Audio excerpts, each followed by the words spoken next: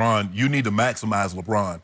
LeBron James, Skip, is not a transition to the younger players. LeBron James is your answer now, and you need to surround him with the pieces that he needs. If ultimately what you're trying to do is win a championship, give LeBron James what he needs and what he's proven in the past what he needs to win a championship, and that's shooters. LeBron James needs to know that when he drives the ball and the double team or the help comes, that he kicks it, that the guy can consistently knock down open shots. That's what he needs. Okay. When they put this team together, everybody was scratching their head. What are they doing? Oh, he got playmakers. Well, only Rondo was a playmaker for other people. Everybody else was a playmaker for themselves. That does you no good. Although it has been widely reported that LeBron signed off on that approach. I don't know about all that, but that's neither here nor there, Skip. That's not what we're talking about. LeBron James needs shooters now.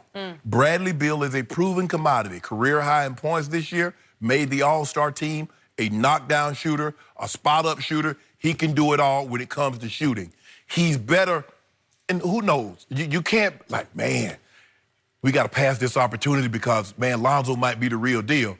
But until then, what? You're not going to win without shooters around LeBron James. And your biggest asset is LeBron. Maximize that. Give him the pieces that he needs. So I believe this would be a good deal for both teams. The Wizards seem to think very, very highly of Lonzo. I know the Lakers think very highly of Bradley Beal because he is a shooter. And shooters do very, very well with LeBron James, unless you're Rodney Hood. And then all of a sudden, you can't shoot. How do you explain that when he could shoot this year? Pressure. Pressure. Oh, really? Yeah, Skip. Expectations. Yep. Number 2, are you listening to what he just said? He got nothing to do with number 2. Yes. Number 2 is fine. Expectations. He doesn't love expectations. He loves them. Does he? Rise to the occasion. Okay. 22-year-old Finals MVP. There hadn't been very many of those. Only Magic Johnson can say he was younger. Duncan, Ginobili, Parker. He won 22. So, what word have I often used in relation to and in description of Lonzo Ball?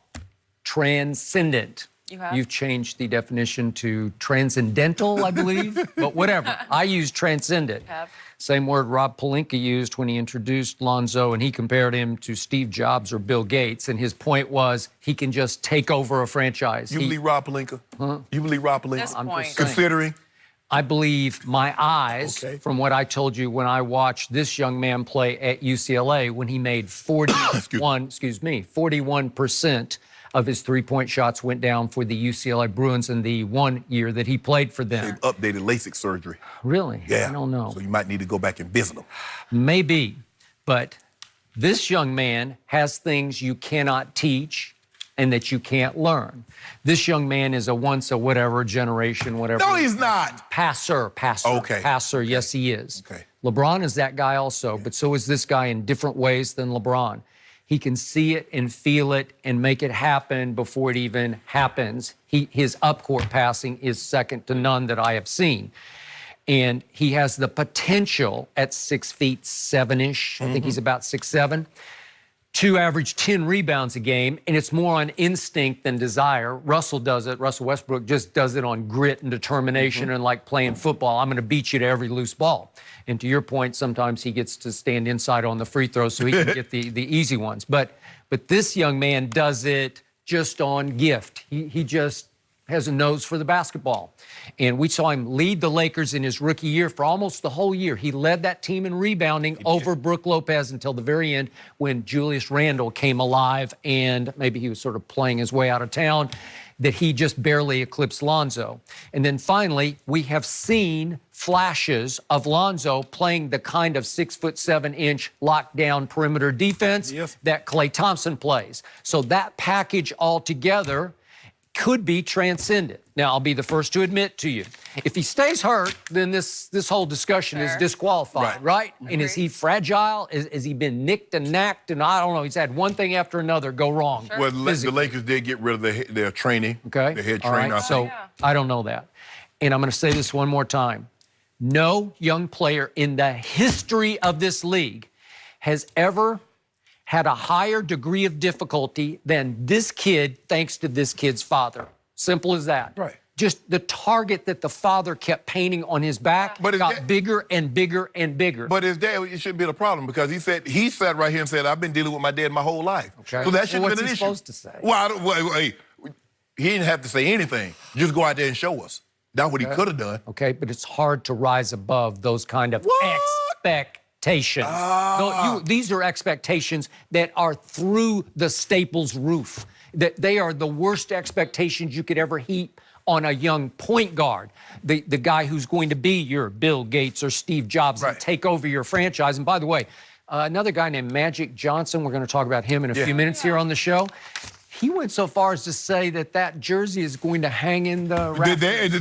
Now, what kind of expectations is that? When you go there and you see, 15, 16 banners, and you see 10, 15 jerseys, like, man, our mind's going to hang there? And those words came out of the mouth of the man most people consider the greatest point guard ever, right? Yeah, yes, he is. So my hope for Lonzo Ball is that he can get out from under Los Angeles, all things Los Angeles. He grew up in the neighborhood, obviously. He went to UCLA. Now he needs to go somewhere else and start over.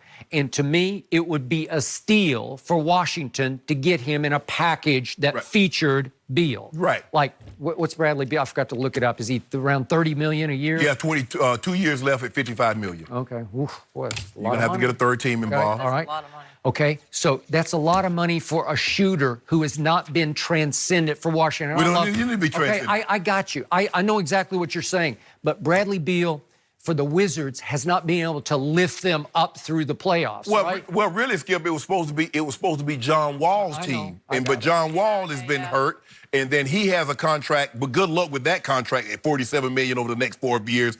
But Bradley Beal for LeBron, Skip, that would be a perfect fit. Okay, it would be. And to your point, you need to max what LeBron has left. Does he have 2 years left at a high ceiling? You know, like a 70. I believe I'll give him. You know what? Knowing LeBron and the way he works out.